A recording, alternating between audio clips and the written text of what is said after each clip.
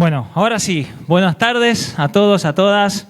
Bienvenidos a esta charla, a este conversatorio, esta jornada que estamos transitando hoy, que ya arrancó temprano. Les cuento que desde las 18 horas estuvimos en una radio abierta por Radio Parque Vida, 105.9, parquevida.com, contando algunas historias. Estuvo Joel Guzmán, que anda por aquí ahora contando un poco su testimonio y su historia como menor detenido, cosas muy fuertes. Pero bueno, vamos a arrancar ahora con el conversatorio. Primero, agradecerles a todas y todas por estar aquí, contarles que también estamos saliendo por Zoom. Y primero, agradecer a la casa, al Tipográfico, el Centro Cultural del Tipográfico. Quiero contarles que en este lugar nació el primer gremio de la República Argentina, ya por 1857, de la Sociedad Tipográfica Bonaerense, que 2 décadas después se transformó en la Unión Tipográfica Bonaerense y fue el primer movimiento obrero en hacer una huelga en la República Argentina. Así que para nosotros estar en este lugar es algo muy significativo. Como verán, lo estamos todavía trabajando, reformando.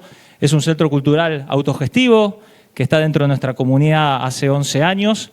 Y como les decía, es muy significativo poder estar acá porque esto simboliza la lucha colectiva, ¿no?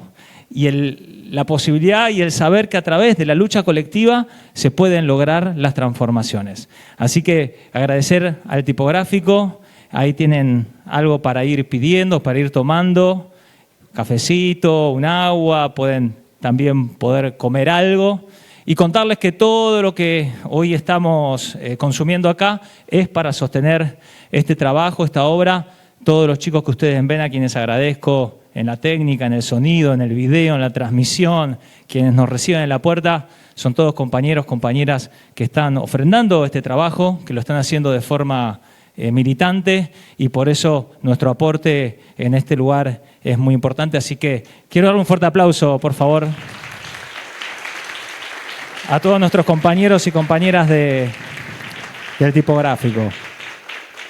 En segundo lugar, bueno, contarles que esta jornada, este conversatorio, está convocado por diferentes organismos, por diferentes entidades. Por eso no pusimos ninguna bandera, porque está convocado por el Movimiento Mataraz. Está convocado también por el CEPOC, el Centro de Estudios en Política Criminal y Derechos Humanos. Está convocado también por APP, que es la Asociación Pensamiento Penal, por la Asociación Civil Arte Peques, por la Asociación ACM, Acción Comunitaria, que están Barbie y las chicas ahí, por el Centro de Estudios Nueva Vida. Así que, junto con todas estas organizaciones, convocamos esta jornada, este conversatorio referido a No a la Baja, y que lo llamamos Niños, Niñas y Adolescentes Libres de Cárcel. También quiero compartir algo muy importante, que es la adhesión y la mención de muchos organismos que nos mandaron y nos manifestaron su apoyo y su adhesión a esta actividad. El CEL, Centro de Estudios Legales y Sociales, el Área de Niñez de ATE Capital, la CTA Autónoma, la Asociación Permanente por los Derechos Humanos, el colectivo Yo Sí Te Creo, el colectivo Conversaciones Necesarias, los familiares y compañeros de las 12 de la Santa Cruz, que también estaban llegando. Héctor me dijo, no sé si llegó, creo que todavía no, que estaban por llegar. La Unión de Trabajadores de la Pastoral Evangélica, UTPE, la Iglesia Centro Cristiano Nueva Vida, la Federación Argentina de Iglesias Evangélicas, FAIE, la artista Mónica Lasati, que al final del conversatorio también vamos a ir mostrando algunas de las obras. Una artista impresionante, la verdad que ha trabajado mucho en la temática de niños, niñas y adolescentes en situaciones de encierro, con un arte muy fuerte. Lo vamos a estar también mostrando al final. Y como saben, recién les decía que estábamos conectados por Zoom. ¿Cuánta gente tenemos por Zoom, Ana?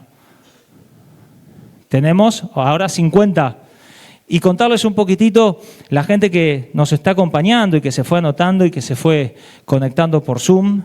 Está conectado el secretario de Niñez, Adolescencia y Familia de la provincia de Tierra del Fuego, doctor Mariano Ponce, con quien hoy a la mañana compartíamos algunas palabras y hablamos de algunas de las políticas de contención para niños, niñas y adolescentes que están llevando adelante en la gestión de la provincia. Está también presente en el Zoom la Dirección General de Cultura y Educación de la provincia de Buenos Aires, el Sindicato Unificado de Trabajadores de la Educación de Buenos Aires, SUTEBA, la Cámara de Diputados de la provincia de Catamarca, Universidad Nacional de Catamarca y la Asesoría General del Gobierno de Catamarca, la Secretaría de Mujeres, Géneros y Diversidad y Derechos Humanos del municipio de Morón, la Facultad de Filosofías y Letras, Universidad de Buenos Aires, la Municipalidad de Zárate, la Municipalidad de Mercedes, el área de niñez y adolescencia de la Municipalidad de Quilmes.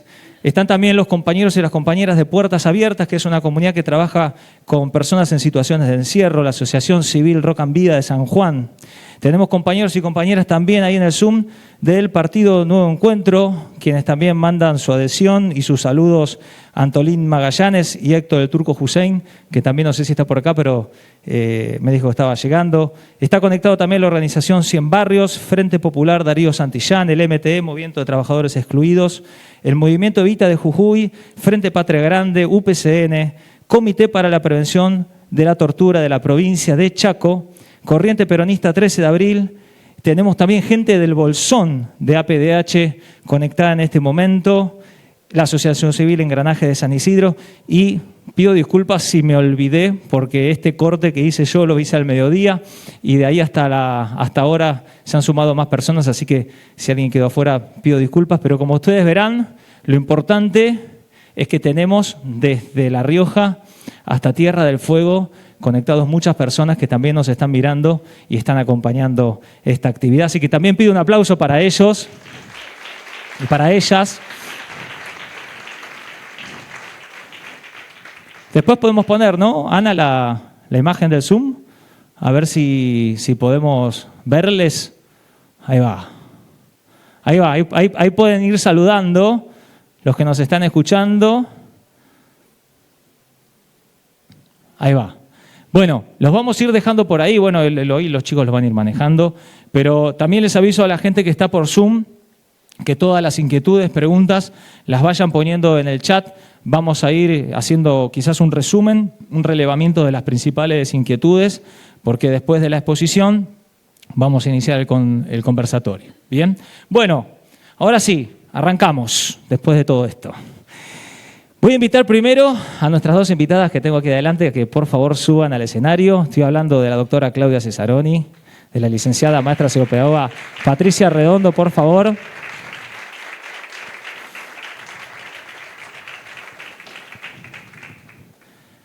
Por favor, por aquí. Y ahí está. Llegamos. Y vamos a darle primero la palabra a Claudia Cesaroni.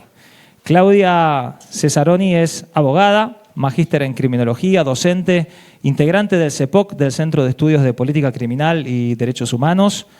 Es integrante de la Red Argentina No Baja, autora de muchos libros, entre los principales La vida como castigo, el caso de los adolescentes condenados a prisión perpetua en la Argentina, Masacre en Pabellón Séptimo, Contra el punitivismo, una crítica a las recetas de la mano dura, Morir un poco cada día.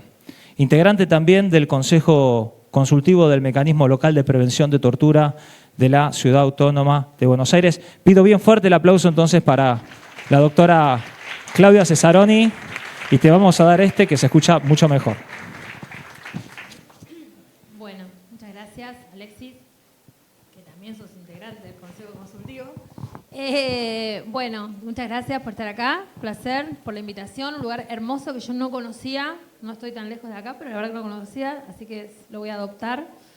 Y de verdad un placer para mí, que además se lo sugerí a Alexis, estar con Patricia Redondo, que es... yo soy quilmenia, somos quilmenias. Perdón, ¿podemos hacer algo que me están pidiendo los chicos de la técnica? ¿Podemos movernos para el medio? Sí. Para. Yo no me muevo porque a veces me caigo. Hace poco me caí y me lastimé la rodilla. Ahí va. Ahora sí. Esto es parte de estar en vivo, chicos, chicas, así que ahora acá los vamos a ver. Un poco ahí me da como una cosa un poco... Y es así, Bueno, listo. son las luces. Ahora sí, Con ustedes, Estaba Claudia. diciendo entonces que somos quilmeñas, su hermana menor es parte de mi vida militante y las Redondo, que son 4 hermanas, son maravillosas. Yo creo que hay que hacer alguna vez una película que se llame Las Redondo, porque todas son personajes. Así que es un placer de verdad compartir un encuentro con Patricia, con Pato. Bueno, yo soy abogada, entonces me toca la parte jurídica acá. Ustedes saben que, voy a ir al grano directamente, ¿no? Ustedes saben que nosotros tenemos un sistema penal para adolescentes que fue establecido en el año 80, en plena dictadura. Y eso es un problema, ¿no? Nosotros le aplicamos a nuestros adolescentes una ley que está firmada por Videla. O sea, si ustedes ahora entran y buscan ley 22278, la llamamos ley, pero en realidad no es una ley, no es algo que se haya discutido como constitucionalmente se dice que hay que discutir una ley, ¿no? En una cámara, discutir, hacer acuerdos, sumar cosas, sacar otras cosas. Después va a la otra cámara, ¿no? Digamos, como debe hacerse una ley. Entonces, primer problema, llamamos ley a un artefacto jurídico de la dictadura, firmado por un genocida, y eso le aplicamos a nuestros adolescentes. Ahora, ¿cómo serán las cosas que el proyecto que presenta el gobierno de Javier Milei, en la voz de su ministra de Seguridad, Patricia Bullrich, y de su ministro de Justicia, Cunio Libarona, es peor que la ley Videla? Es decir, tenemos un problema y tenemos un problema mayor en un gobierno democrático, al menos elegido, digamos, que es democrático, lo podemos discutir en otro momento, pero digo, al menos votado. Tenemos un proyecto de régimen penal, ellos llaman, y todo el mundo llama régimen penal juvenil. A nosotros, yo integro una red que se llama Argentina No Baja, nos gusta hablar más de régimen penal para adolescentes, porque en realidad no estamos hablando de jóvenes, estamos hablando de adolescentes, estamos hablando de pibes y pibas de 13 a 17 años, ¿no? Esa es la franja que está en debate, en discusión, la franja de los adolescentes. Y una de las razones por las que a mí me parece muy importante que estuviera una pedagoga, y una pedagoga como Pato, es que estamos hablando de una etapa de la vida humana que no siempre tuvo la mirada de los adultos, los adolescentes, ¿no? En algún momento de la historia, de niños pasaban a adultos, ¿no? Cuando el pibe ya podía salir a trabajar, cuando ya, digamos, dejaba de molestar en la casa, ya. Y este gobierno todo el tiempo dice que quiere volver a un pasado supuestamente glorioso, que es el pasado en el que no había derechos del niño, no había mujer, no existíamos las mujeres, ¿no? 1800 y pico, 1900, no existíamos como colectivos con derechos, ¿no? Digamos, y no existían los adolescentes como tales, ¿no? No existían. En 1850, ¿quién hablaba de la adolescencia? No era un sujeto particular, el sujeto adolescente. Entonces, ahí me parece que hay un tema, ¿no? Hay como un borramiento y hay como una construcción del adolescente malo, delincuente, monstruoso. Cuando Patricia Bullrich dice, te estoy hablando a vos, si vos sos capaz de matar, tenés que hacerte cargo, ¿verdad? Y el adolescente que juega, que quiere ser un trader o alguien que haga plata con apuestas o Bitcoin, ¿no? Digamos, cada vez baja más la edad de pibes, sobre todo varones, que se incorporan a esas actividades, individualista, por fuera de cualquier proyecto colectivo, ¿no? Ganar plata, y pasar rápido esa etapa, ¿no? Digamos, pasarla sin disfrutarla siquiera. El proyecto que presenta el gobierno, después podemos profundizar, pero yo voy a resumir en 4 grandes problemas, ¿no? que a mi juicio tiene ese proyecto, o a nuestro... Ay, me voy a ahorcar. ¿Cómo se llamaba la que ahorcó? Una bailarina rusa que iba... Bueno, después lo buscamos. Una famosa. Iba en un auto con una chalina y chau. El proyecto tiene 4 grandes problemas. Primer problema, baja la edad de punibilidad a 13 años. Actualmente la edad de punibilidad está establecida en 16 años. Ahí hay un dato interesante, que es que no siempre la edad fue 16 años.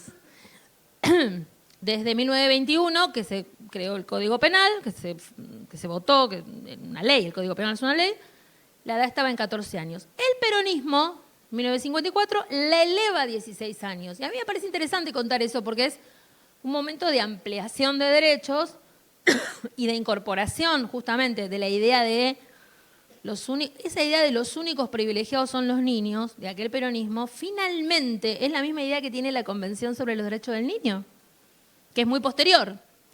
La Convención sobre los Derechos del Niño, si uno la tiene que explicar, muy resumidamente, uno que dice, bueno, los niños tienen los mismos derechos que los adultos, más un plus de derechos por su condición de niños. Y eso es más o menos decir que tienen un privilegio.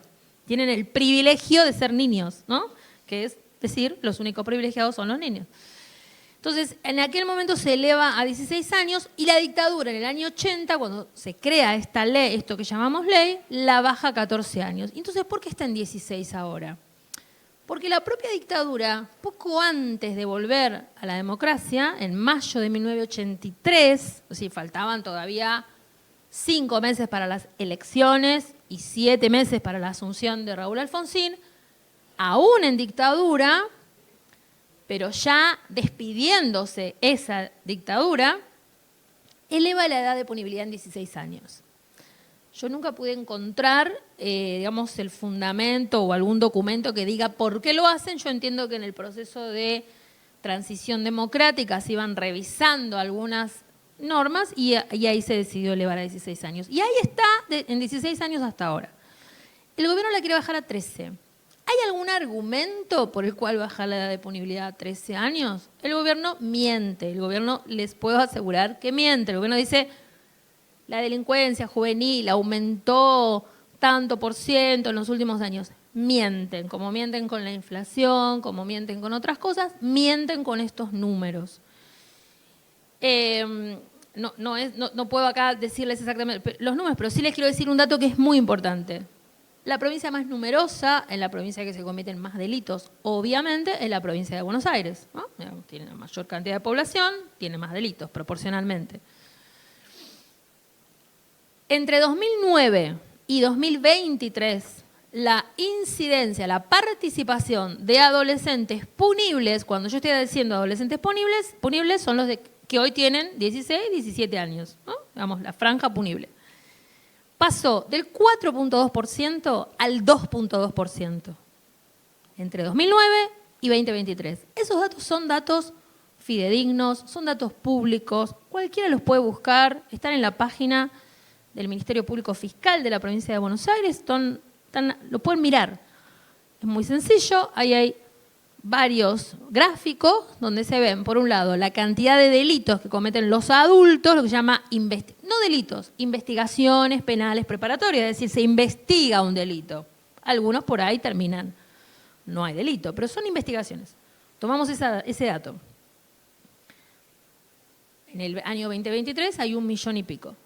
Y después tenemos el sistema penal, digamos, la justicia penal juvenil de la provincia de Buenos Aires, y ahí vemos el porcentaje. Bueno, la justicia penal juvenil en 2023 hubo 26.000 aproximadamente investigaciones penales preparatorias, que son un 2.2% del total que hubo de adultos. Ese es un dato. Y es un dato muy importante, porque es la provincia, insisto, más importante, más numerosa y que un poco marca la tendencia. Si nosotros vamos a provincias como Tucumán, Río Negro, Chubut, tenemos, no les digo que alcanza con los dedos de una mano, pero tenemos cifras muy bajas de adolescentes involucrados en delitos. El gobierno, si ustedes les llama la atención este tema y quieren buscar información, verán que siempre habla de un caso, el gatillero de Rosario que mató al playero, que es horrible, es un caso espantoso, por supuesto, pero es un caso, ¿no? O el caso del pibe de la Boulage, que tal cosa, o sea, son todos casos perfectamente identificables porque es uno cada tanto. Eso, cuando nosotros decimos esto y decimos que hay que ser muy cuidadoso con las palabras, porque a veces decimos es insignificante en términos estadísticos. Entonces hay gente que se ofende y se enoja, pues dice, ¿cómo puedes decir que una vida es insignificante? Por supuesto que no decimos eso. Decimos que a nivel estadístico y en términos de que el gobierno dice que ese es un problema, que tiene una magnitud que obliga a bajar la edad de punibilidad, entonces sí tenemos que decir, no, tú estás mintiendo, no tiene esa magnitud. No es verdad lo que están diciendo. Además de esto, de que no es un problema de magnitud, como dice el gobierno, hay organismos internacionales como el Comité de Derechos del Niño de Naciones Unidas que expresamente llaman a los países del mundo a que eleven la edad de punibilidad, al menos, porque claro, hay países que tienen edad de punibilidad en 12, en 7, en 8, en 13, ¿no? años. Entonces les dice este comité, eleven por lo menos a 14 los que la tienen baja, y es encomiable los que la tienen más alta. Por ejemplo, 15 o 16 años, dice. Nosotros tenemos en 16. Es decir, es como si nos estuvieran diciendo, felicitaciones Argentina, ¿no? Ahí hay una cosa muy graciosa. Este gobierno no hace nada que sea gracioso, pero bueno, por decirlo de una manera. El gobierno dice, solo en América Latina, solo Cuba y Argentina tienen la edad de 16, como si dijera caca, ¿no? O sea, solo ese país horrendo. Yo digo, qué orgullo, ¿no? O sea, a mí me da mucho orgullo, pero bueno, entiendo que para el gobierno sea una cosa. Establecer la edad en 12 años, en 13 años, no garantiza nada. El otro día Mari Belov, que es una de las personas que más sabe del tema en Argentina, decía, miren, en El Salvador la edad de punibilidad hace muchos años está en 12 años. Miren lo que es El Salvador. O sea, si sirviera establecer, digamos, si como dicen este gobierno y quienes lo defienden, la baja de edad sirviera para prevenir el delito, entonces, ¿qué pasó en El Salvador? ¿Cómo no funcionó? O sea, es tan claro ese ejemplo, ¿no? Segundo problema gravísimo de este proyecto. Tiene penas de hasta 20 años. Es decir, un pibe, una piba de 13 años puede recibir una condena de 20 años. En este sentido, también es peor que la ley vigente de Videla, porque la ley vigente establece criterios por los cuales se puede poner una pena que se llama atenuada, una pena más baja, por el hecho de ser adolescente, e incluso esta ley vigente de Videla incluye la posibilidad, digo de la época de Videla, incluye la posibilidad de absolver, o sea, de que a un adolescente que haya cometido un delito, aunque sea grave, se lo puede absolver, es decir, incluye la posibilidad de decir, no le aplico pena, porque no tiene sentido, porque no contribuiría a su integración, a su reintegración social, porque sería puro castigo. ¿Se entiende, no? Si hay algo que no se entiende, me avisan, por favor. Este proyecto no lo incluye, ¿no? Es pura pena, ¿no? El tercer problema que tiene, y aquí es donde hay que hacer un esfuerzo para pensar también todo lo mal que hemos hecho, o lo que no hemos hecho, o lo que no hemos alcanzado a hacer, como, digamos, lo digo como colectivos con otra mirada, ¿no? El tercer problema que tiene este proyecto es que repone el patronato. Yo no sé si todo el mundo sabe lo que es el patronato, pero era una ley que un poco planteaba que los menores, y hago estas comillas porque no usamos más el término menores, lo hemos tratado de sacar de nuestro léxico, nuestro vocabulario, hablamos de niños, niñas, adolescentes, porque menor es menor que quién, o sea, que cuando decimos que es un menor, ¿no?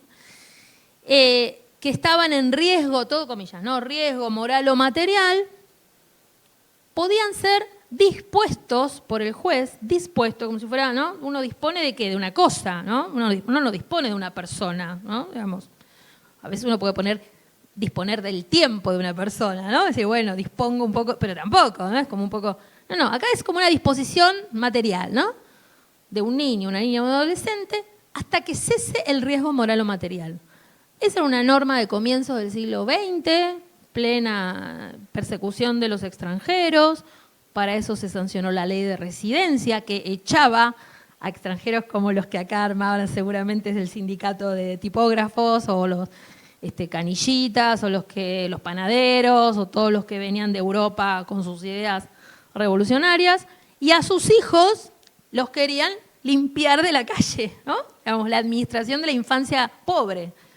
Entonces se sancionó esa ley de patronato. Esa ley de patronato fue derogada, no está más, en el año 2005, por una ley, que es la Ley de Protección Integral de los Derechos de Niñas, Niños y Adolescentes, que es una ley que es como si bajara a tierra la Convención sobre los Derechos del Niño.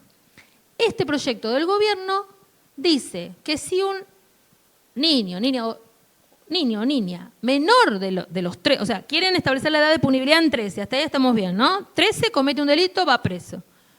Menor de 13, ellos lo llaman inimputables, yo lo llamo no punibles, nosotros lo llamamos no punibles, porque no van al proceso penal.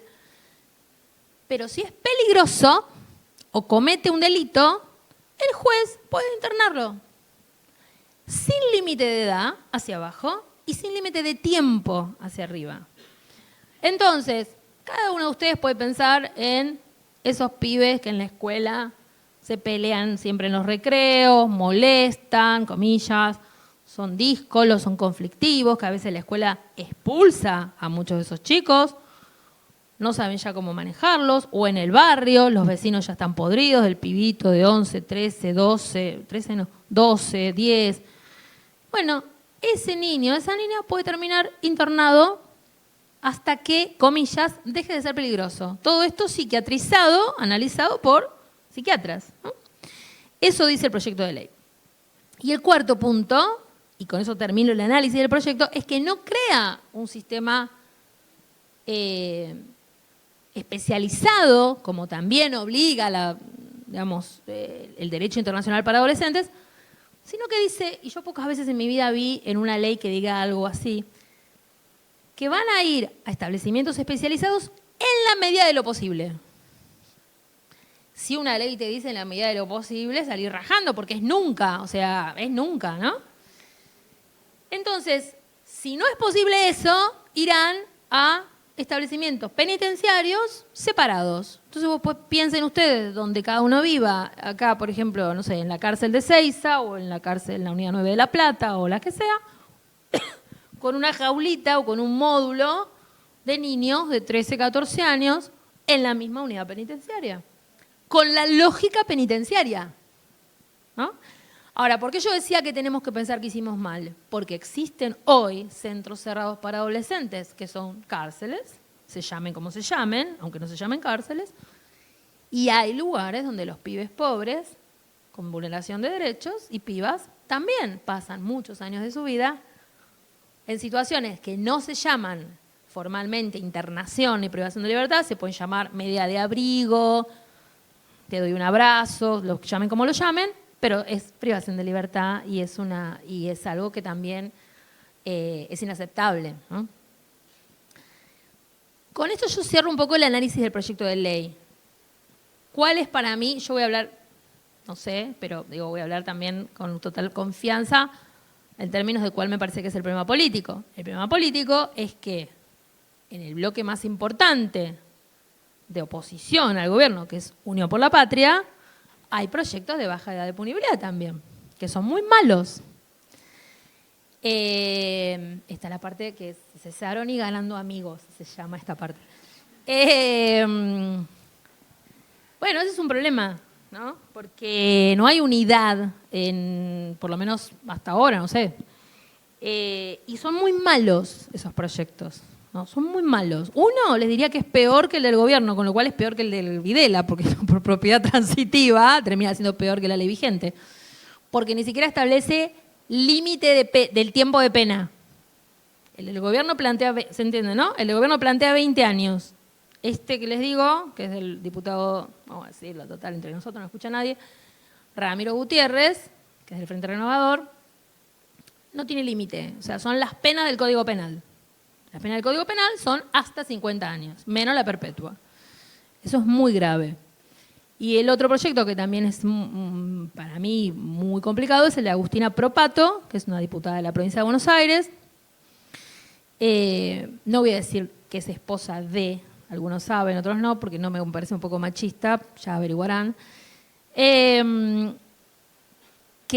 mantiene la edad en 16 años, pero establece una cosa que es muy tremenda, que es que por debajo de los 16 y sin límite hacia abajo, en tanto el niño o adolescente entienda la criminalidad de sus actos, puede ser sometido a proceso penal. Y esa capacidad de comprensión, esa capacidad de comprensión la va a determinar un psiquiatra, un psicólogo, un estudio. Eso está totalmente desaconsejado. Todos los organismos internacionales que trabajan esta temática plantean que no es aconsejable, gracias, establecer ese tipo de criterios, esa psiquiatrización. No se hace eso con los adultos, salvo para decretar, establecer la inimputabilidad, pero por razones, digamos, que no puede entender, pero un adulto por algún motivo no pudo entender lo que estaba haciendo. Pero establecer ese criterio para niños o para adolescentes es muy riesgoso y puede llevar a que un pibe de 11 años termine siendo sometido a proceso penal. En tanto entendió lo que estaba haciendo, estaba bien, estaba mal o no correspondía. Acá, con esto voy cerrando, ¿está bien? No sé, el tiempo, no me dijeron el tiempo, pero está bueno después conversar. Hay una cosa que me parece que es muy importante. Acá no se trata, y digo para pensar, para discutir o para debatir, lo que ustedes quieran, no se trata de si lo que hace un niño o un adolescente está mal o no está mal. No es esa la discusión. La discusión es la respuesta estatal a esa acción. La respuesta que se le da a esa acción. Nosotros entendemos que por debajo de los 16 años no quiere decir que no se haga nada el hecho de que la respuesta no sea punitiva. Lo que estamos diciendo es que se pueden hacer cosas con ese niño, con ese adolescente, por fuera del sistema penal. Insisto, no lo decimos nosotros porque seamos buenos, garantistas o damas de caridad. No somos nada, sí, buenos y garantistas somos. Pero no es que sea una cuestión de bondad, que no estaría mal. Es que todos los organismos que trabajan, UNICEF, el Comité de Derechos del Niño, las personas que trabajan de verdad con los pibes y con las pibas, sabemos que el sistema penal es malo. No repara, no educa, no cumple funciones de abrigo, de cuidado, de amor, de nada, de reinserción, de nada. Cuando logra eso cuando una persona logra reinsertarse, es mucho más a partir de su propio esfuerzo o porque se encontró con alguien que justo maravillosamente y casualmente lo pudo ayudar, que por el propio sistema. Entonces, cuanto más tarde, y si es posible nunca, un niño, un adolescente ingrese al sistema penal, mejor. Ahora, si un niño, un adolescente menor de 16 años hace algo que está mal, que es grave, que viola una norma, que lastima a otra persona, hay un montón de cosas que podemos hacer con ese adolescente y que tenemos que hacer por fuera del sistema penal, en el ámbito educativo, en el ámbito comunitario, en el ámbito de la salud pública, si es un adolescente o un niño que tiene problemas de adicciones, en el ámbito familiar. Bueno, hay un montón de cosas que tenemos que pensar, porque algunas ya se hacen. Por ahí hay que hacer muchas más y hay que poner más recursos públicos para poder hacerlas, claro, ¿no? Esas caras, porque es verdad, o sea, siempre hay un punto de que llegamos, pero en tal lugar somos 2 trabajadoras sociales para atender 50 pibes. Bueno, para mí hay que dar esa discusión. Ahora termino en serio. En todo el país voy a dar una única cifra. En todo el país, a 2023, en una foto, había unos 4.200 adolescentes, incluyendo los que ya tienen más de 18, pero están en el sistema penal por algo que hicieron con 16 o 17. En todo el país, unos 4.200. Foto, de los cuales la mitad son de la provincia de Buenos Aires, con algún tipo de medida penal. La mitad con supervisión en territorio. O sea, medidas de supervisión. 4.200 pibes. Podemos ponerle a cada uno 20 personas que solo trabajen para ese pibe, prácticamente, ¿no? Digo, en términos de inversión, parece un número absolutamente manejable. Y a mí lo que me parece desesperante en un punto es que están creando un problema donde no lo hay, ¿no? O sea, en lugar de decir, bueno, a ver, con estos 4.000, ¿qué puedo hacer? A este que está preso hace 6 años, ¿tiene que seguir preso? ¿Puedo sacarlo? ¿Puedo buscar en la comunidad? ¿Qué le gusta hacer a este pibe? ¿Le gustan las motos? ¿Las afana? Ah, bueno, pero a ver, si yo lo mando a un taller de mecánica y le digo, ¿sabés qué? Vas a estar todo el día laburando con motos y algún día te vas a comprar la tuya y no la vas a afanar más. Bueno, y todos los ejemplos que se les ocurran. Así que bueno, esa es la batalla, el proyecto ya está presentado, ya hay sesiones, es muy interesante ver las discusiones en diputados, ayer hubo una discusión, las va a ver próximamente, hay que hacer mucho trabajo de difusión, mucho trabajo con los y las diputadas, y bueno, y este tipo de actividades que obviamente ayudan a eso. Dejo acá, le doy el lugar a Pato y después si quieren conversamos. Gracias. Fuerte el aplauso. Ahí la presento yo a Patricia, un segundito. Podríamos seguir escuchándola a Claudia por horas, la verdad. Yo les pedí que sean breves porque la idea es que después hagamos un conversatorio, planteen alguna inquietud, alguna pregunta, algún testimonio como que el recién contó Joel en la radio abierta. Y también la gente que está por Zoom, que nos está mirando, puede ir escribiendo preguntas en el chat. Nosotros ahora, yo después me voy para allá y vamos a empezar a trabajar en algunas preguntas principales para que ustedes les puedan hacer a cualquiera de nuestras dos invitadas. Pasar algunas menciones más. Nos manda una adhesión la Unión de Usuarios y Consumidores. Está por acá Pilar. ¿Dónde estás, Pilar? Ahí está Pilar Olivera, que viene en representación.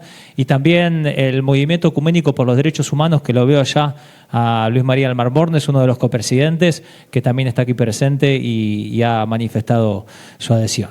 Ahora sí, vamos a presentarla a Patricia Redondo. Patricia es maestra y pedagoga, profesora adjunta de Fundamentos de la Educación, Facultad de Humanidades y Ciencias de la UNLP, coordinadora de posgrado de infancias de la Flaxo, es directora provincial inicial de la Dirección General de Escuelas, maestra de vida, premio de CETERA, premio Democracia y Educación 2023, especialista en infancia y educación. Con ustedes, Patricia Redondo, pido fuerte el aplauso.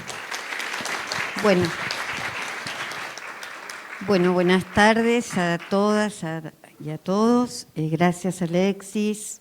Gracias por este convite. Para mí también es un inmenso placer estar hoy acá y compartir con Claudia, que creo que muchísimas la admiramos por muchos factores, no solo por su claridad, sino por su coherencia en todo momento y ante todas las circunstancias. Así que gracias, Clau. Además de que efectivamente tenemos el corazón mirando al sur, próximo al río y mirando también el horizonte. Por mi parte, yo por supuesto no vengo del campo del derecho penal, ni muchísimo menos. Sí he escuchado estos días, no solo a Claudia, sino a Maribelov, y estuve escuchando mucho y aprendiendo muchísimo.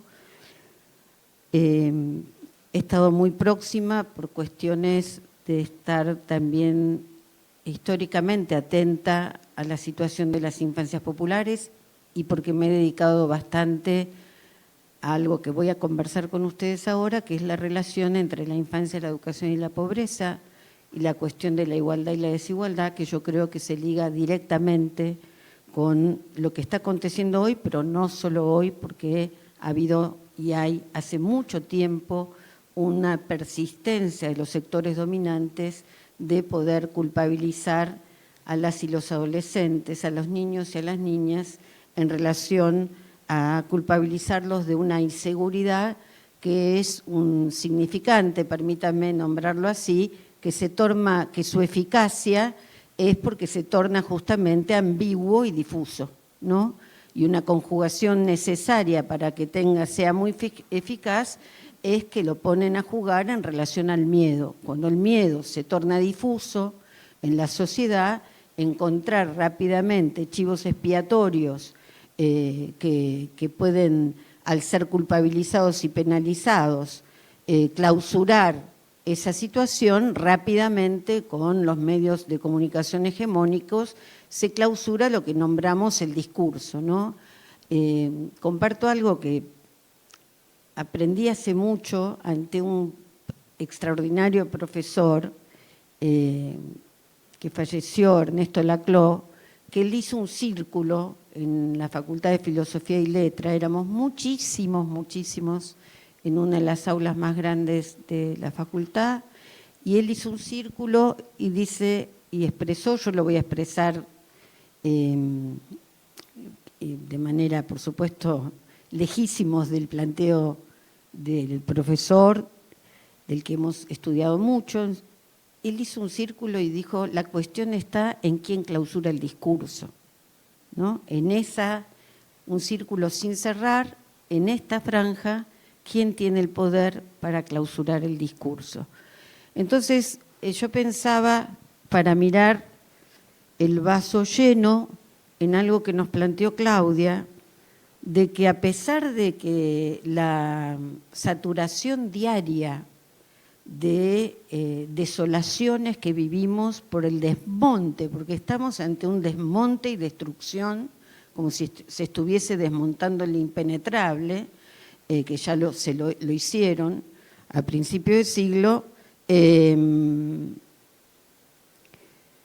ante esa situación perdemos de vista que nuestra democracia tiene, digamos, todavía pilares importantes. Entonces, cuando ella nombra la Ley de Protección Integral, ¿sí?, de los derechos de las niñas, niños y adolescentes, sancionada en septiembre de 2005, ¿no?, que interrumpe más de 100 años de la Ley del Patronato y además interrumpe un discurso que es desplazar la nominación de las niñas y los niños como menores, absolutamente naturalizado en los discursos sociales, educativos, en una cantidad, en los discursos técnicos, ¿no?, el discurso sobre la minoridad.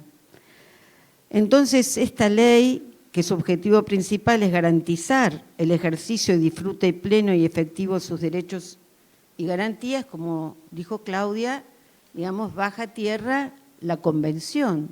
Quiero recordar que en Ginebra estuvo Eduardo Bustelo en la discusión sobre el interés superior del niño, que hoy pareciera que son discusiones que ni existen.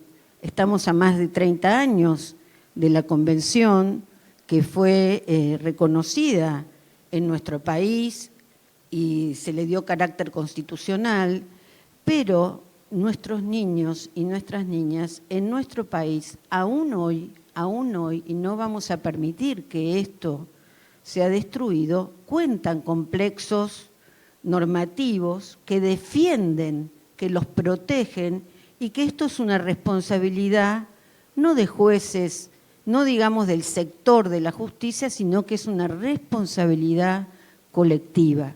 Entonces yo creo que allí hay un punto donde el proyecto de ley de la Convención promulgado en 1990 establece los derechos en 54 artículos y habla de los derechos humanos básicos que deben disfrutar niñas, niños y adolescentes. Y me detengo, ¿no? Es una obviedad, pero vale la pena volver sobre las obviedades en los 4 principios fundamentales: el interés superior del niño, el derecho a la vida, a la supervivencia y al desarrollo, a la participación infantil y a la no discriminación.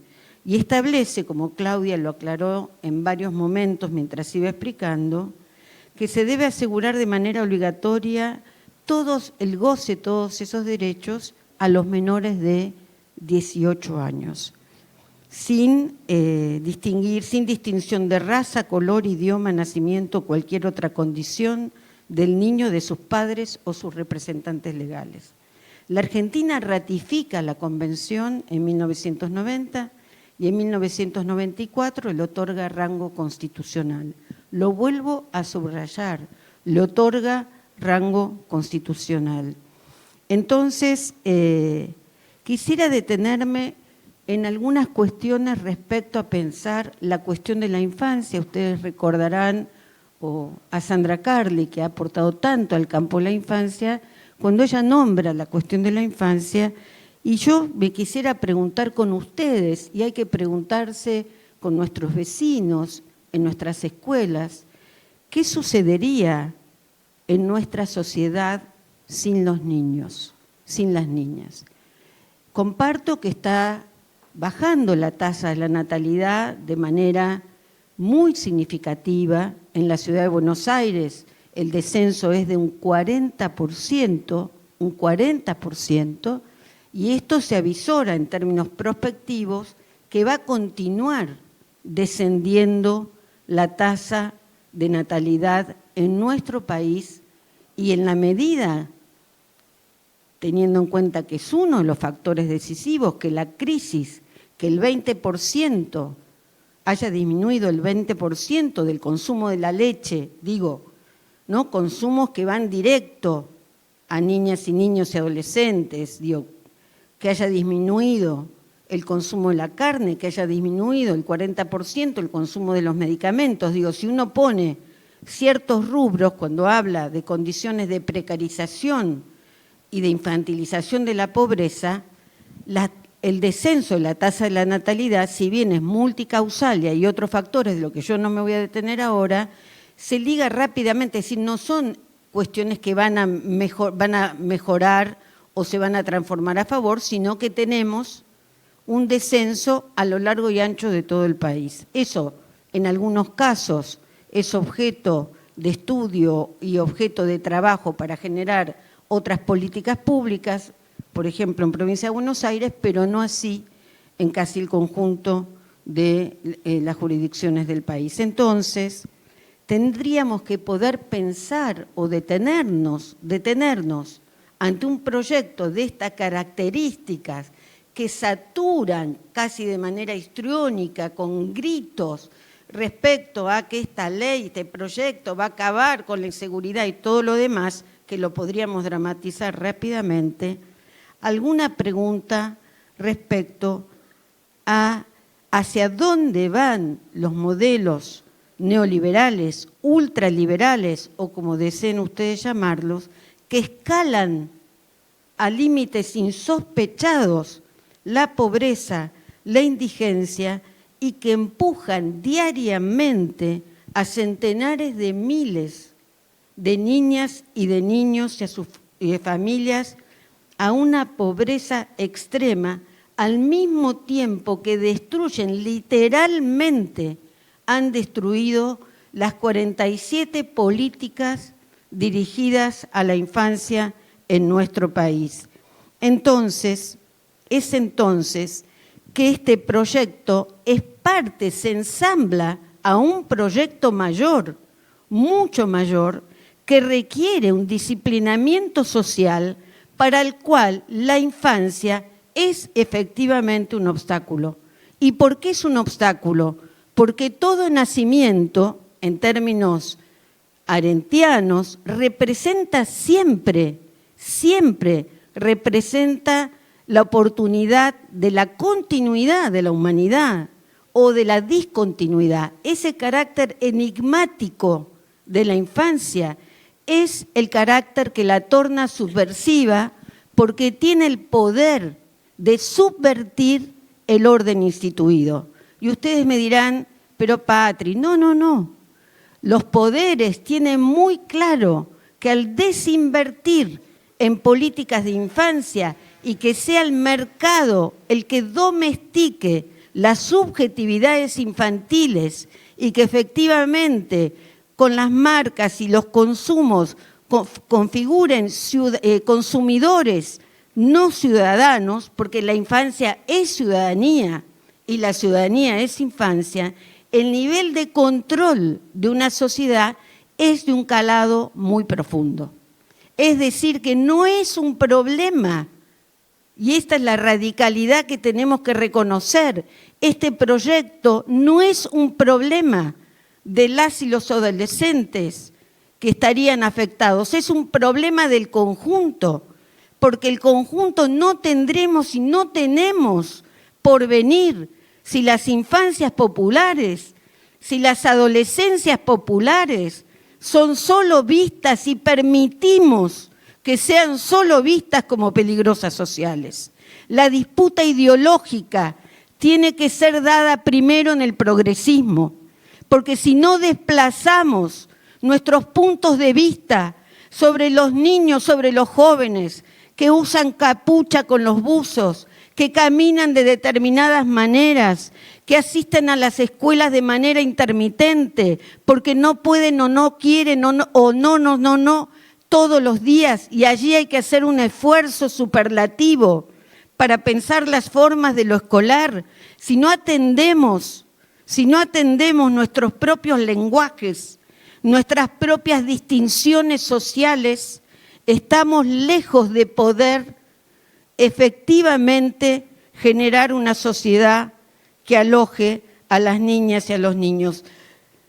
Carlos Escliar ha escrito hace mucho, ha dicho hace mucho que el término hostilidad tiene el mismo prefijo que el término hostilidad.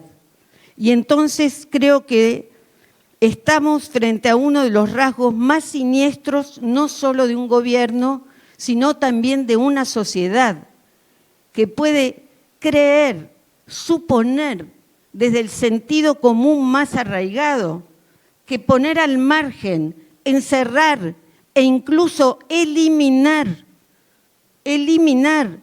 a los más jóvenes va a ser una manera de asegurar la tranquilidad nuestra sentados frente a las plataformas, consumiendo lo que deseemos consumir, mientras en él afuera la selva y la caza de niños está en marcha. Me dirán ustedes,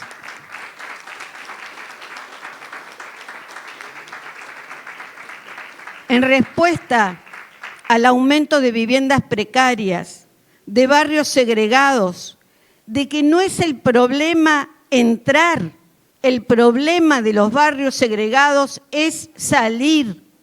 Y eso lo saben los maestros rosarinos, las maestras rosarinas, que son los únicos que están en los barrios atravesados por los problemas los efectos del narcotráfico, que van a las escuelas cuando están las balaceras en las puertas de las escuelas, que tienen temor de usar sus guardapolvos, médicos y maestros que están allí para enseñar y para curar.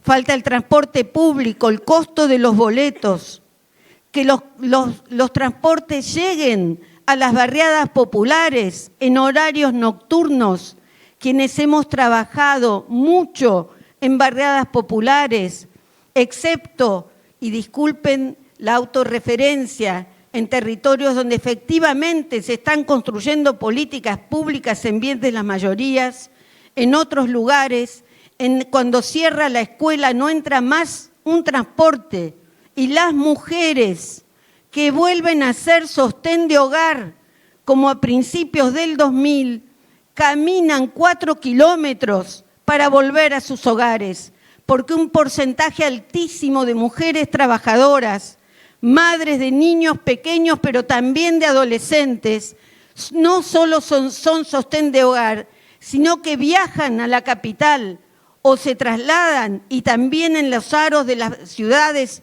en el país, en el resto del país, para sostener a sus hogares con trabajos dignos, pero no siempre se cuenta con los transportes públicos necesarios, o el costo del boleto hoy impide que puedan ser utilizados, y es a pie que se acercan a sus hogares. Recuerdo, haciendo una entrevista cuando estaba investigando, que una enfermera me decía: Patri, yo camino muchos kilómetros por día, pero cuando vuelvo de noche, a la medianoche, llevo algún antibiótico en la cartera por si tengo alguna dificultad. Pero los chicos, los de las esquinas, los que están siempre tan estigmatizados, me cuidan porque saben que trabajo y que vuelvo a casa cansada. Y si necesita alguno me dicen y me llaman por mi nombre. Y yo también sé el nombre de ellos, y todos acá nos conocemos. Quiero decir que nos encontramos frente a la consolidación de un proyecto biopolítico, y la oportunidad no es solo revertir este proyecto, sino generar las condiciones para un proyecto emancipatorio de las infancias populares en nuestro país. No podemos seguir naturalizando la mayor privación de derechos y la violación de derechos en nuestro país. En el país del pan, los niños se acuestan sin cenar. En el país del pan y de la leche, no consumen leche, pero no lejos, cerca de aquí. Todo esto no se hace de cualquier manera. se produce una eficacia discursiva construida mediáticamente. Es en nombre del bien común, un significante ambiguo, pero que se interpela, anclado en el miedo al conjunto de la sociedad, que se establece una cadena de equivalencias discursivas, que lo decía muy bien Roland Barthes. Se inmuniza el imaginario colectivo mediante una pequeña inoculación de la enfermedad reconocida, del mal, y de así se defiende contra el riesgo de una subversión generalizada. Las niñas y los niños de derecho, sujetos de derecho que son pobres en nuestro país, casi el 70%, una ignominia para la Argentina, pasan a ser marginadas y marginados. En nuestro lenguaje casi no nos damos cuenta y son excluidas. Si tuviese un pizarrón, hasta dibujaría la equivalencia. Se reproducen imágenes, se marcan formas de vestirse, son manchados por la mirada de una sociedad desigual.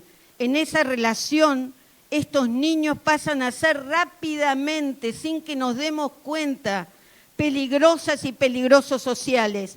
Al construir esa equivalencia, hay algo que se borra, que son niños. Pasan a ser peligrosos y dejan de ser niños. Entonces nos olvidamos de la ley de protección y todo el plexo que los protege en nuestro país, que han sido luchas de generaciones, porque tampoco significa que esas leyes se conquistaron espontáneamente. Entonces rápidamente son los enemigos de la sociedad, los que cometen acciones que deben ser sancionadas, los que entran por una puerta y salen por otra, y todas las frases que entre todos y todas podríamos recolectar. Son aquellos que perturban la paz social, el chivo expiatorio de una sociedad y un gobierno que es el que incumple todas las leyes de protección integral de las infancias, los pactos internacionales, pero que esgrime en nombre del bien social y la inseguridad la necesidad de la baja, de la punibilidad. Quienes educamos decimos que no a la baja, que vamos a resistir, que están las escuelas a lo largo y ancho de todo el país, que históricamente la Argentina recibe a más de 10 millones de niños, niñas y adolescentes todos los días. Permítanme un relato breve del fondo, como se dice, del conurbano bonaerense. Hace muchos años, una escuela especial, que se la conoce en el barrio como la Escuela de Colores, conformó una orquesta. Pidió los instrumentos y le contestaron que como eran de educación especial, iban a recibir instrumentos de percusión. Una escuela que siempre ha batallado mucho, dio una pequeña batalla y obtuvo todos los instrumentos de una orquesta, los chelos, los violines, todo clarinetes, todo lo que una orquesta necesita. Esa escuela se enmarca en un principio de igualdad, trabaja y la verifica diariamente, no trabaja con diagnósticos y tiene sus puertas abiertas desde hace más de 20 años, no cierra las puertas en un barrio muy popular de uno de los distritos más importantes del conurbano bonaerense. La orquesta se abrió al barrio, la orquesta sinfónica del barrio, como desconoce los diagnósticos, los músicos y las músicas que llegaron a enseñar nunca supieron las discapacidades de sus alumnas y sus alumnos, tampoco las marcas que los estigmatizaban. En los primeros conciertos públicos, uno de los que con orgullo desenfundó el violín y era uno de los primeros violines y tocó por primera vez, el director de la orquesta se entera que era el más estigmatizado por ser el peligroso del barrio. Nunca lo había sabido. Su historia cambió, como la de muchos y la de muchas que hoy tocan el cello y estuve esta semana y salen de la escuela con los violines a cuestas. ¿Por qué estoy simplificando? Para decir que hay un elemento que esos profesores y esos maestros nos enseñan cada día. Ignoran la desigualdad de las posiciones de sus alumnos, las marcas de sus biografías anticipadas. Parten de la igualdad, el principio más potente de la educación. La cárcel no es una opción para las infancias, nunca lo fue. El lugar es la escuela, los espacios educativos populares, los espacios culturales. Nombro la escuela y lo que quieran nombrar alrededor de ella como un lugar en el mundo, un lugar que debe responder la educación a la llamada, responder a los que llegan.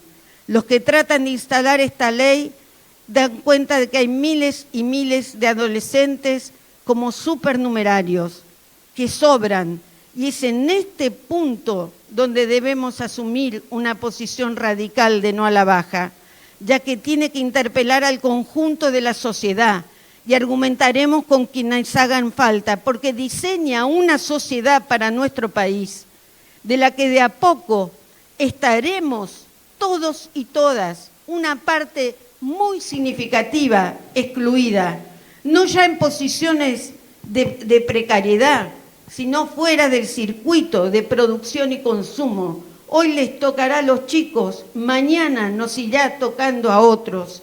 Es crucial pensar el lugar de la educación y de la cultura y de la afiliación, de los educadores, los maestros, los profesores, de las afiliaciones de los grupos familiares, de los barrios, de lo que hoy se produce en las barriadas populares, ya que no se plantea a los que están al margen con la cultura, sino encerrarlos para que queden al margen representando la peligrosidad social.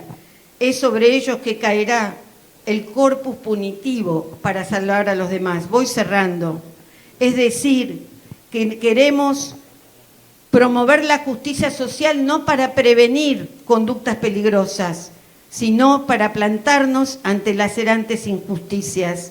Es el no a la baja, es una posición de todas y todos, de los que educamos, de lo que necesitamos enlazar nuestras prácticas educativas con posiciones políticas sobre las infancias, la política, el mundo, la desigualdad y la justicia. No tenemos que reforzar el control, el disciplinamiento, el por algo será, en nombre otra vez de la moral y la domesticación. Como lo expresa Freire, la educación es una práctica de la libertad, más en estos tiempos donde se vulneran derechos ante la necesidad de pensar otro sistema penal juvenil o como se nombre, no será y no es restringiendo y bajando la edad de punibilidad. Gracias. Fuerte el aplauso.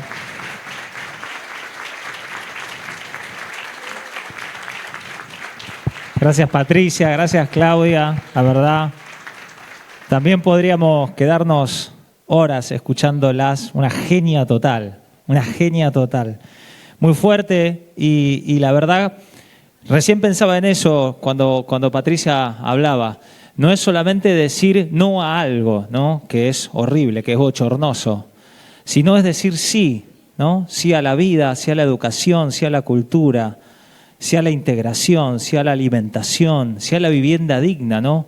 Todo lo que necesitan nuestros chicos, nuestras chicas. UNICEF publicó hace unos días un dato que es escalofriante, ¿no?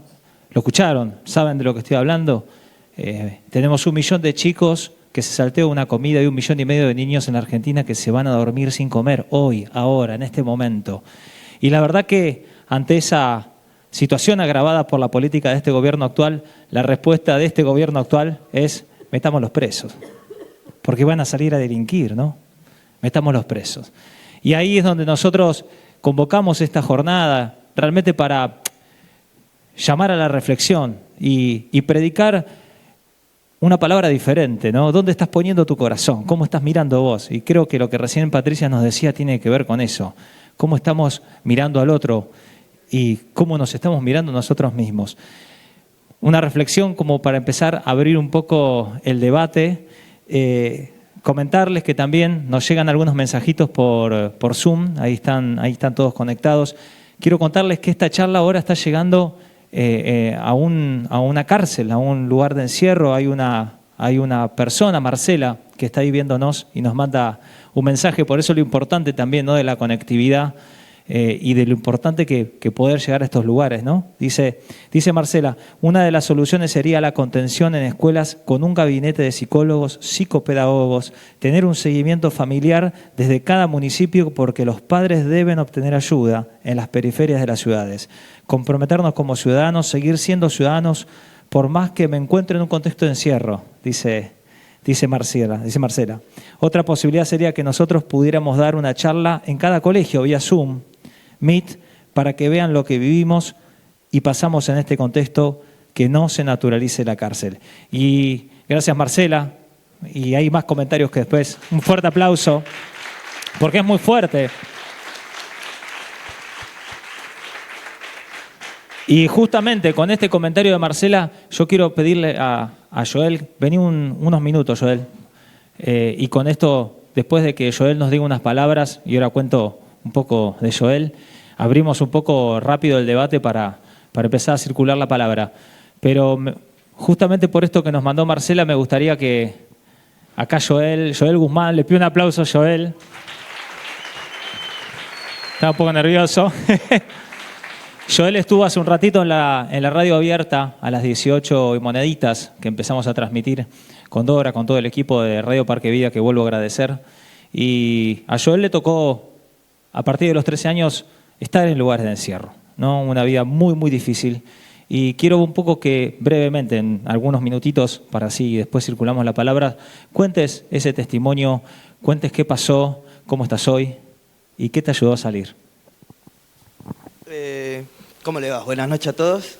Principalmente, bueno, lo que a mí me ayudó a salir adelante fueron las personas que se ocuparon de mí, mi familia que me siguió, esa gente que no se rindió, que sin embargo hasta el último momento creyó en mí. Y también el decir yo quiero cambiar, porque yo no quiero esto para toda mi vida. Fueron momentos difíciles, viví muchas cosas, vi muchas cosas, conozco muchas cosas y no es algo que un chico adolescente tenga que pasar.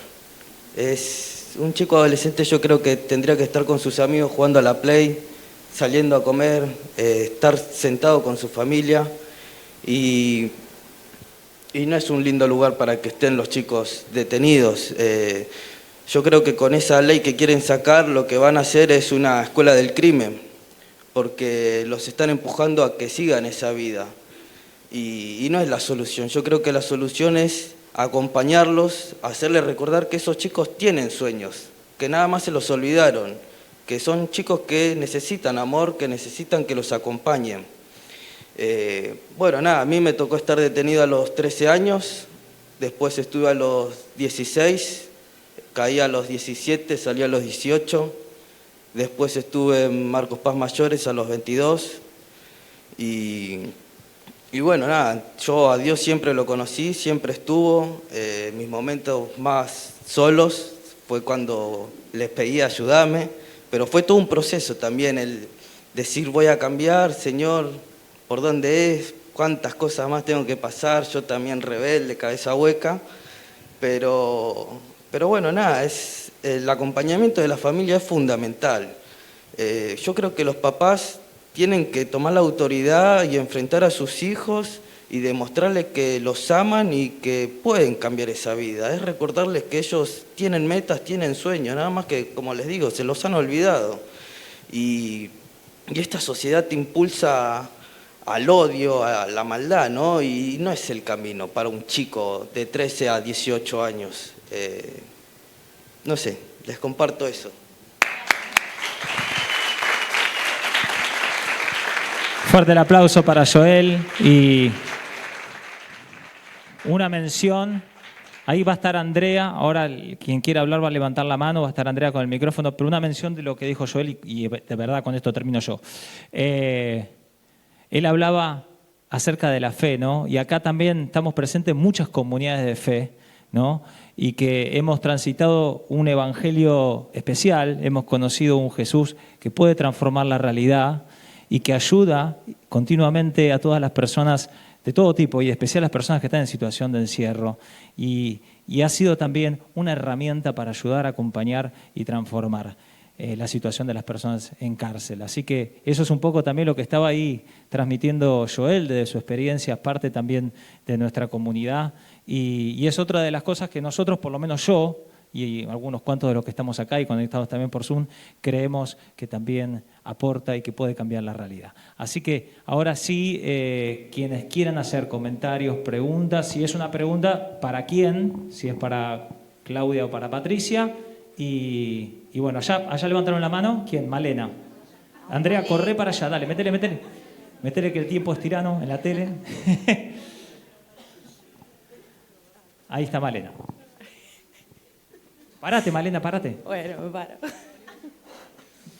Bueno, yo siempre digo lo mismo. Se ríen acá los que me conocen. Para quien no me conoce, mi nombre es Malena.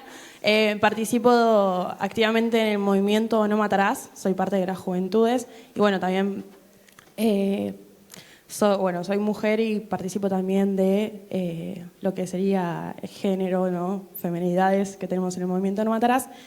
Algo que sería una pregunta también para hablar un poquito más de esto, me lo anoté, ¿no?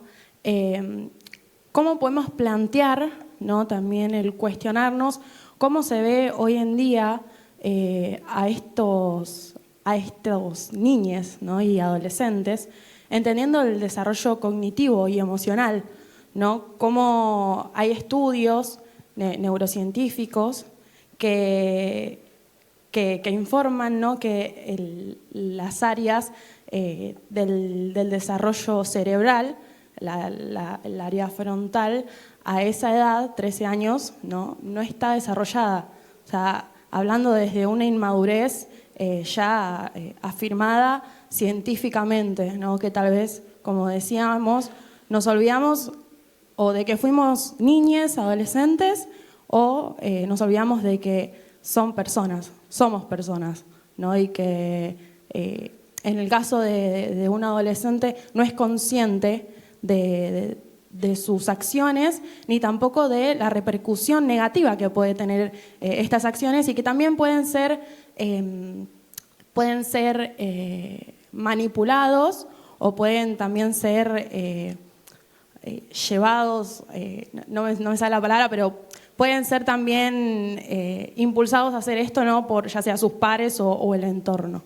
Eso sería lo que me gustaría informar, comentar y también para poder debatir un poco sobre esto. Muchas gracias. Gracias, Mare. ¿Quieren agregar algo o no? Seguimos. ¿Alguien tiene alguna pregunta? Si ustedes quieren agregar... no hizo pregunta, no hiciste pregunta, claro. O sea, si quieren hacer una pregunta, contestan, si no un comentario. Si ustedes quieren agregar, agregamos o algo. Para acá, con este. Ahí va. Yo recomiendo, parezco una promotora del Comité de Derechos del Niño, pero recomiendo ese documento que se llama Observación General 24. Es muy fácil, se busca en internet, del Comité de Derechos del Niño, y hay otro que se llama Observación General 20, que es sobre la aplicación de los derechos en los adolescentes. Pues son muy interesantes porque es como... La Convención sobre los Derechos del Niño es un documento que dice muchas cosas, una convención, perdón, que dice muchas cosas, pero muchas son generalidades.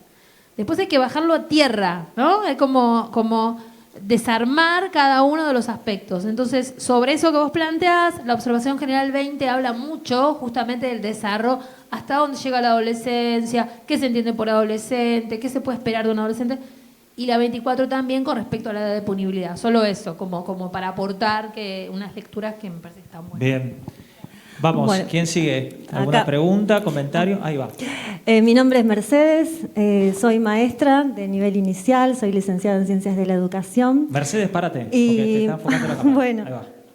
Y soy educadora popular también, y lo que les quería comentar es una experiencia en uno de los barrios, de las barriadas del conurbano, más precisamente en Santa Catalina, donde también, por otro lado, soy directora en un jardín de infantes, pero bueno, en la experiencia que les quiero contar es justamente de educadora popular en estos barrios.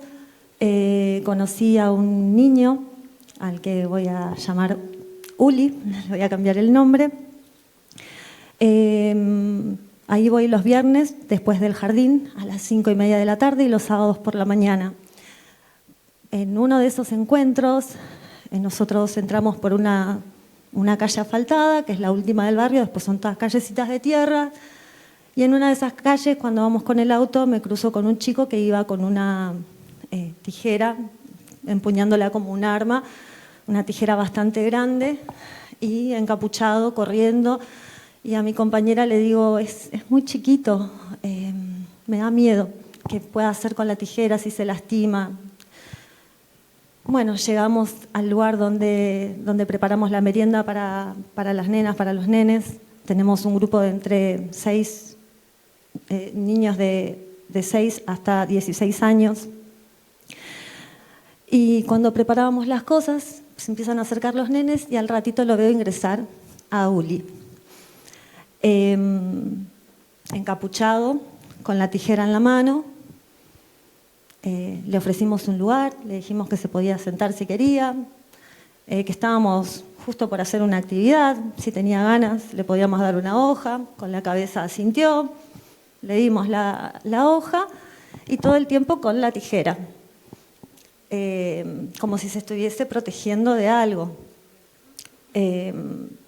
Entonces, en una parte de la actividad, le digo que yo necesitaba justo una tijera que fuese más grande que la que yo tenía para poder recortar, si me la podía prestar. No le gustó mucho, pero accedió. Después me dijo si le podía dar más cosas a él para recortar. Entonces, perfecto, le di la tijera. Bueno, creo que cuando Patricia Redondo recién hablaba del significante, ¿no? El significante es aquel que te aloja, aquel que te da un lugar y aquel que te aloja como sos, con lo que traes, con lo que venís. A mí me pasa en esta comunidad que muchos niños y niñas tienen irregularidad en la escuela, que es otra de las cosas que se planteaba, porque muchas veces tienen que salir a cartonear con sus familias. Uli y sus hermanitos se acercan y están negros de los jeans porque ellos van a cartonear a la quema. Entonces, también es ofrecerle las cosas para que se puedan higienizar, para que puedan hacer todo.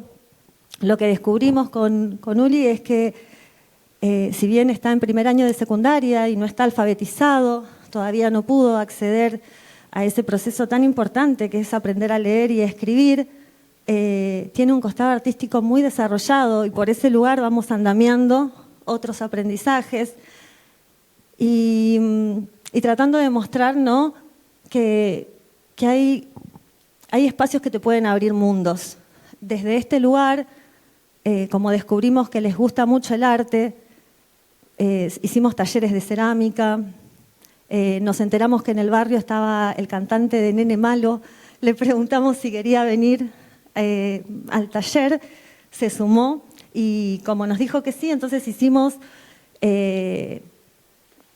instrumentos para que puedan acompañar, así que todo con tapitas, con baldecitos, con todo lo reciclable pudimos hacer eso. Y también estábamos pensando otras propuestas. Hicimos también un taller de cerámica donde pudieron desarrollar la creatividad. Me parece que hay que ofrecer propuestas, ¿no? Que también decían las compañeras disertantes que ¿qué es eso? O sea, tenemos una realidad que es muy cruel, ¿sí?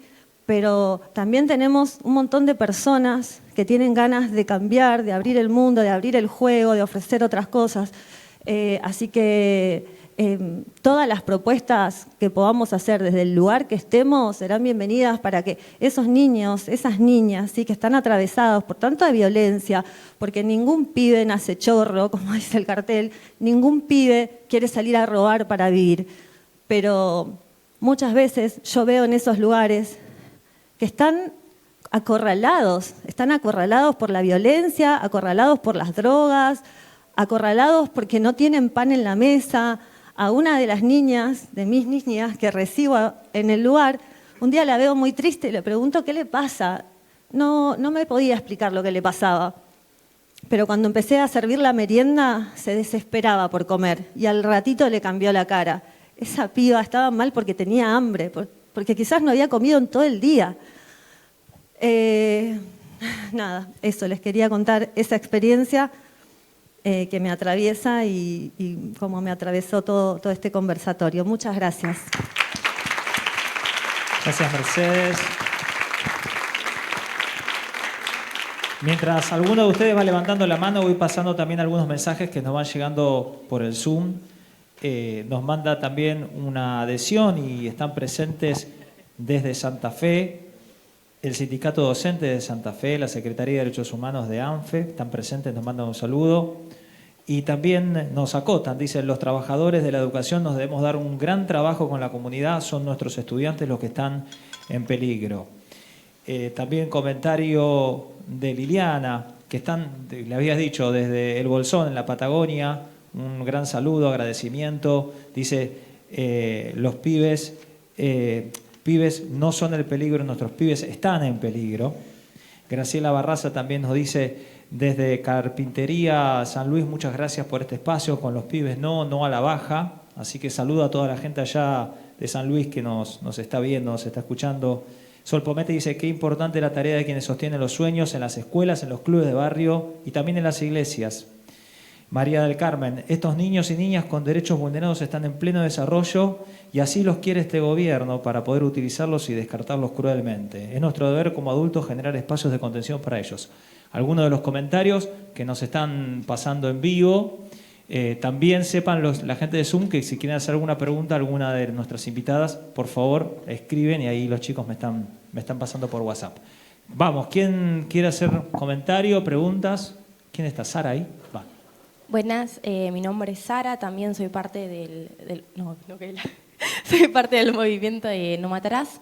Y nada, algo que quería comentar con todo esto de la charla lo anoté porque es un poquito largo, es que con todo esto de la baja de punibilidad y un montón de cosas, yo siento que es también una forma de dar justicia a algo que no se ve o algo que no se investiga, pero que todos sabemos que están. Yo por lo menos crecí en un barrio donde la mayoría de mis compañeros en 6º año de primaria ya eran soldaditos, ya venían con un celular nuevo todos los días, venían de tener las zapatillas rotas a zapatillas nuevas, ¿no? Que ya venían de vender droga, de llevar, y es más fácil llevar preso a ese pibe, a esa piba, que llevar preso al tranza del barrio, que ponerse a investigar, ¿no? Siento que ahí también entra un poco lo que es la corrupción y esa corrupción que hay del barrio con los policías, porque sí, es más fácil echarle la culpa al pibe que no es que esté bueno, pero como sea se las rebuscó para poder llevarle la comida a la mamá, para poder tener algo para comer a la noche, ¿no? Entonces es más fácil eso, echarle la culpa al pibe que estaba descalzo y se dio cuenta que la única manera de tener plata para comprarse unas zapatillas, para tener algo para comer al otro día, era vendiendo droga, era robando. Entonces, nada, siento que es más fácil, ¿no? Poner el foco en ponerlos como victimarios cuando en realidad están siendo víctimas de una sociedad donde es normal que en los barrios populares no haya comida, no tengan para comer, un montón de problemáticas que llevan a ponerlo como un victimario, que en realidad ellos están siendo víctimas no solamente de la falta de contención en el sistema educativo. Yo vi que en un momento daban el que decían para que haya un gabinete de psicólogos y eso en los colegios. Hay en los colegios, se llama el equipo DOE, no sirve para nada, por lo menos en mi colegio no sirve, no está funcionando. Y eso, los pibes son víctimas de un sistema donde no tienen para comer, donde a nadie les importa si el pibe tiene o no zapatillas, y se juzga la solución. Ya si es bueno o malo, va aparte, es una charla aparte, pero el pibe encontró una solución para tener algo para comer, ¿no? Y nada, siento que hay que también poder verlo por ese lado. Gracias. Una cosita sobre eso que vos decís. Tal cual, en el envío del proyecto que hace el Poder Ejecutivo, expresamente dice, todos sabemos que los niños, niñas, adolescentes son utilizados por bandas criminales para cometer delitos. Y eso es como un nivel de perversión increíble, porque están o sea, están diciendo, son utilizados, por lo tanto son víctimas de esa utilización, porque son utilizados porque están vulnerados en sus derechos, porque si no estarían siendo, no podrían ser utilizados. Y sin embargo, la respuesta que se da me parece muy importante, que podamos ver eso, y ese es un argumento también para dar el debate, ¿no? Con nuestros vecinos, con la gente con la que discutimos estos temas, decir eso, ¿no? ¿Cómo estás reconociendo que esa persona, que ese pibito, que esa pibita es víctima de adultos con más poder, tranzas, comisarios, ¿no? Digamos, poder político? Y entonces tu respuesta es, metámoslo en cana, o sea, es de una perversión, me parece muy importante destacar eso. Algo que a mí me coincido con lo que además Claudia aclara, quizás me abriría alguna pregunta cuando afirmamos, sabemos que los equipos no sirven, sabemos, allí con eso tengo ciertos recaudos, porque personalmente, recorriendo mucho escuelas, uno conoce muchos equipos de maestros, maestras y equipos de orientación escolar, o como tienen distintas nominaciones en distintos lados, donde no digo que sirvan por el tema en términos que sirvan en términos de utilidad, pero conforman equipo del conjunto de la escuela, no por ser equipo de orientación, y que efectivamente la escuela en su conjunto tracciona hacia una posición no excluyente, es decir, es una posición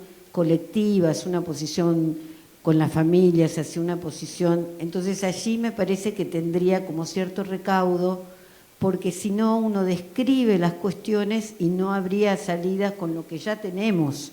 Y yo creo que en escuelas en distintas provincias, estoy pensando, qué sé yo, en Madryn, por ejemplo, en Puerto Madryn, que pareciera, hay barrios empobrecidos en ciudades que son bellísimas, que hoy son centros turísticos muy importantes, pero que en los aros de las ciudades se vienen conformando barrios cada vez más precarizados, que no están invisibilizados, pero allí tenemos cantidad de niños y adolescentes. Bueno, les puedo decir, porque tuve lo llevo quizás para otro lugar, pero que tiene que ver con la ministra, y tiene que ver con la violencia de la fuerza de seguridad, que es el caso de Rafita en Bariloche. Yo estaba casualmente en Bariloche porque nos iban a dar a un compañero de trabajo, Estanislao Antelo, un reconocimiento por un libro. Esa mañana muy temprano en la municipalidad, y nos dirigimos allí, y había una gran movilización del sindicato, de UNTER y demás. Nos enteramos inmediatamente que, por presencia unos días anteriores de quien tenemos hoy como ministra, se había hecho un dispositivo con 400 efectivos de fuerza de seguridad, que incluso no se movilizaban desde Malvinas, todas las fuerzas de seguridad, y para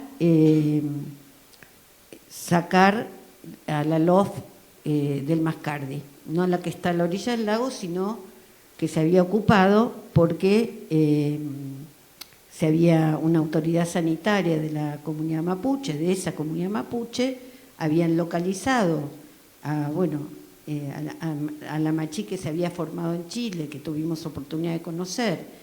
Se había formado por muchos años, y esa comunidad se tenía que instalar ahí por las plantas medicinales y más. Además, parques nacionales con los cuales las comunidades tenían un diálogo, etcétera, etcétera. ¿Y por qué lo traigo? Porque me vino así como un flash. Rápidamente habían detenido a niños muy pequeños, entre ellos un niñito de 1 año, y a 5 mujeres, 400 efectivos para 5 mujeres y niños.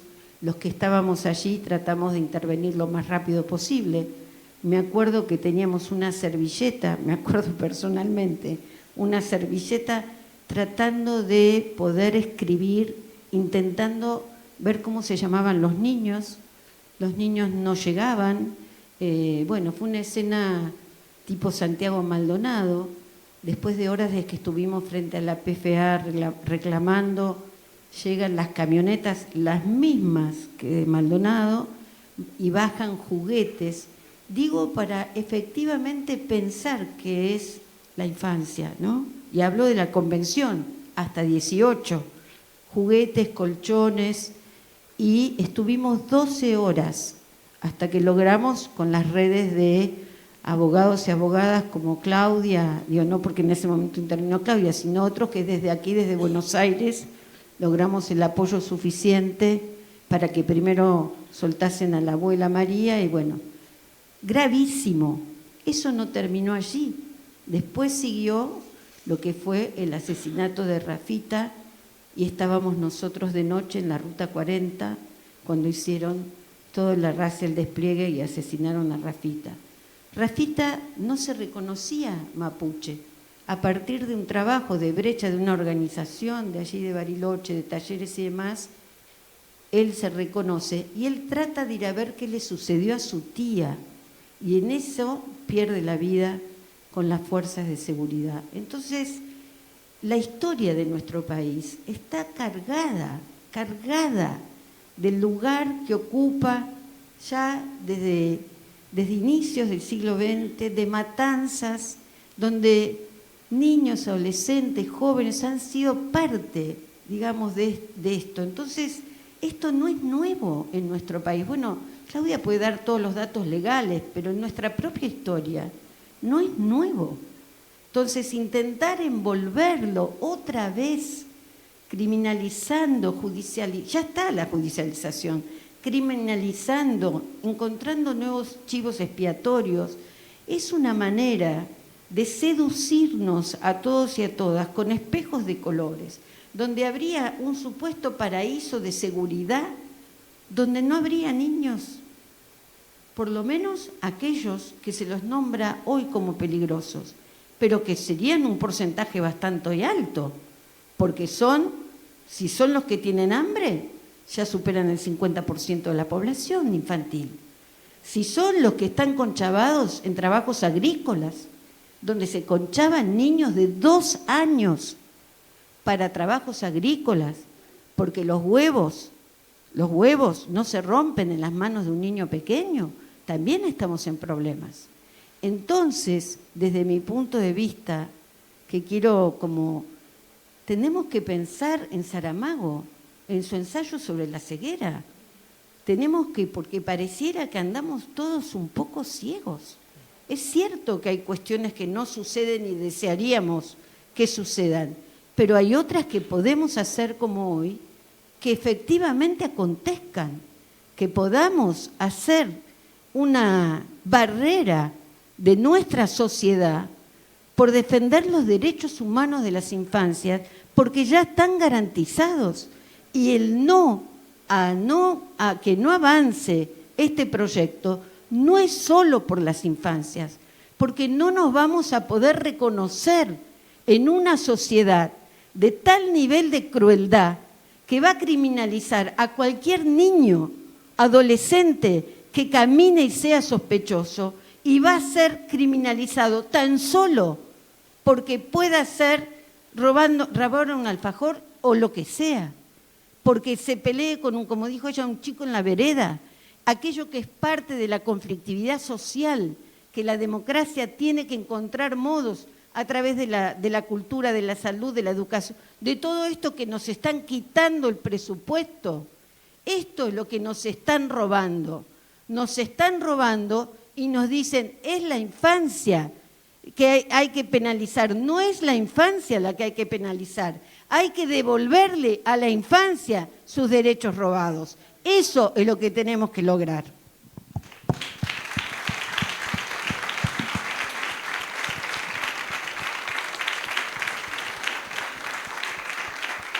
Pensaba mientras hablaba Patricia una parte del proyecto de ley que habla que el juez puede evaluar eventuales delitos penales que cometa en futuro. Créanme que lo dice así, ¿eh? No, pero pará, no, esto no es joda, esto es en serio. Lo dice así el proyecto de ley, con lo cual ya los jueces penales no juzgan hechos consumados o tentativas de hechos, sino que ahora van a evaluar futuramente si un menor en ese estado de peligrosidad puede llegar a cometer nuevos delitos futuros. Una cosa totalmente absurda. Bueno, sigamos. ¿Alguna pregunta más? ¿Algún comentario más? Así vamos haciendo las últimas. Acá. Buenas noches. De pie, por favor. Bueno. Ya todos la conocemos a María Inés, pero bueno. Bueno, buenas noches. Gracias por traer la reflexión y coincido y comparto en que estos espacios son tan necesarios para estas cuestiones, volver a repensarlas desde lo comunitario y como sociedad, reflexionar y defender y proteger y ponernos a la brecha, ¿no? Permanentemente. Pero hoy quería preguntarles efectivamente qué consideran que podemos hacer, qué dispositivos, qué herramientas, qué recursos podemos implementar para efectivizar cada vez más la lucha, la defensa de los derechos de niñas, niños y adolescentes en este contexto, ¿no? Que ustedes nos puedan brindar, porque si bien hay muchas personas que están conectadas y estamos acá convocadas de distintos espacios, organizaciones, que quizás militamos y tenemos lugares de referencia en donde poder hacerlo, ¿qué más podemos hacer? ¿Dónde más? ¿Cómo más podemos llegar? Bueno, todo lo que puedan sugerirnos. Con respecto a este momento en particular, al proyecto de baja o en general, porque en general no podemos, yo no puedo, no, hagamos seminario, chicos, y no, en lo particular, yo creo que hay que dar esta batalla en particular. Entonces, es una batalla, es muy amplia, porque es una batalla para que los pibes coman, es una batalla para que no se sigan cerrando programas, o sea, yo simplemente me circunscribo a algo muy pequeño, que es lo que estamos tratando de hacer desde la red Argentina No Baja y de otras redes, que es, bueno, no sé, ponele, el miércoles que viene vamos a estar en una radio frente a la Cámara de Diputados. Hay que hacer poroteo, gente. Conocen un diputado, conocen la novia de un diputado, la amante, la hermana, lo que sea, no importa. Hay que dirigirse, mandar... bueno, un poco yo creo que hay que tomar ejemplos de peleas que han sido exitosas. Yo no sé si acá todo el mundo está a favor de la ley del aborto. Yo lo estoy y creo que esa campaña fue una campaña muy exitosa en términos de masividad, de insistencia. Hay que tratar de hablar en los medios con otra voz. O sea, las voces antipunitivistas, las voces a favor de los derechos de los pibes, son voces que casi no están. Imagínate si tuviera esta mujer hablando a las 9 de la noche en lugar de la horda de imbéciles que están todo el tiempo hablando de lo mismo. No hay voces distintas. Hay una cosa básica que decía Patricia, y yo pensaba, claro, la Convención sobre el Derecho del Niño habla de los niños, no dice salvo los niños delincuentes. ¿No? Una cosa tan básica como esa. Y la idea de que un niño pierde su condición de niño porque comete un hecho o un delito es una idea horrenda que nadie discute. Nadie. Entonces yo creo que hay que hacer eso. Hay que discutir, hay que pelear, hay que tratar de meterse en todos lados, hay que llamar a las radios y decir no. Cuando escuchan que está hablando alguna bestia de estos temas, decir no, nosotros pensamos otra cosa. No sé. Creo que hay que crear como se pueda, un discurso distinto al imperante, ¿no? Es lo que se me ocurre con respecto a este punto. Después, bueno, no sé, hay un millón de cosas para hacer. Sí, me parece que sería muy omnipotente intentar desde acá. Creo que se hacen muchas cosas que parecen que no alcanzan, pero sí se hacen muchas. Hay que darlas. Tenemos un tema con la comunicación, porque no se conocen.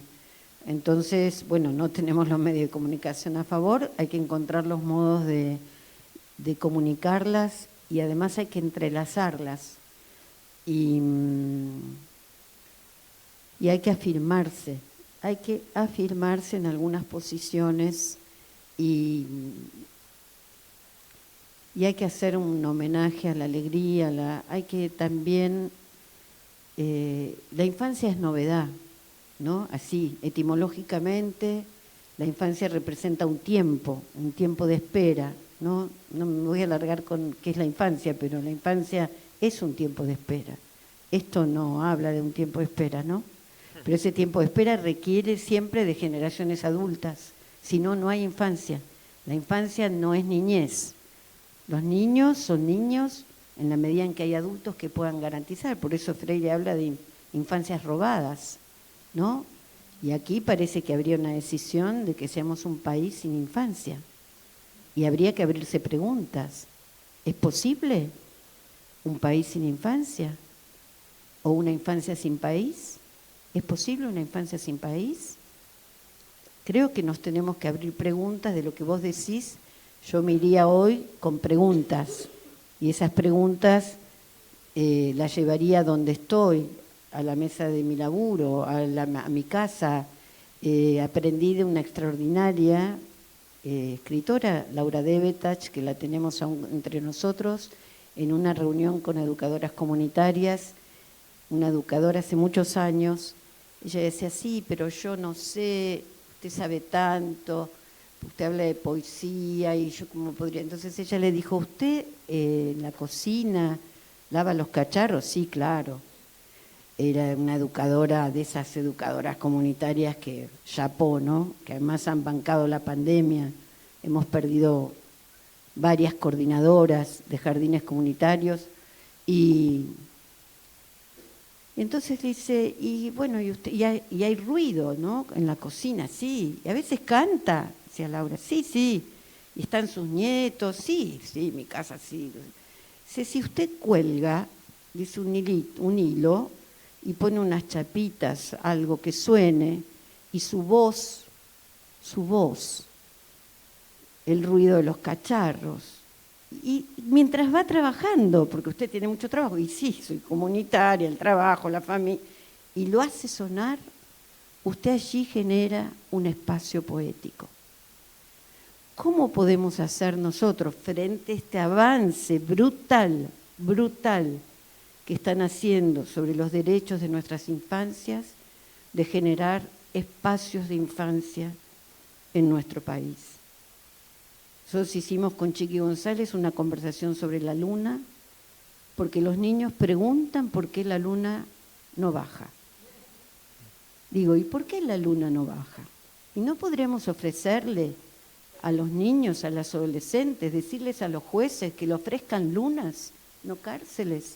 No podemos imaginar poéticamente y políticamente otro país para nuestras infancias. Nos tenemos que someter a esos discursos casi bárbaros que nos proponen. Ustedes se han sentado hace poco, yo por lo menos lo hice hoy a la mañana y hace muy poquito, frente a adolescentes que se ríen cuando uno les cuenta lo que es un tren. Adolescentes de un distrito donde no hay trenes cercanos y uno le dice no. Y hay alguien que se llamaba Evita y tenía un tren y se ríen preguntando y se acerca una madre y dice no, sí, claro, yo era obrera y yo viajaba en tren. Y los relatos populares, entonces hay mucho por hacer. Y creo que lo primero es interrumpir el discurso del poder sobre nuestras infancias populares. El primer acto político que hoy me llevaría yo personalmente de haber compartido con ustedes y con Claudia y con todos ustedes de aquí.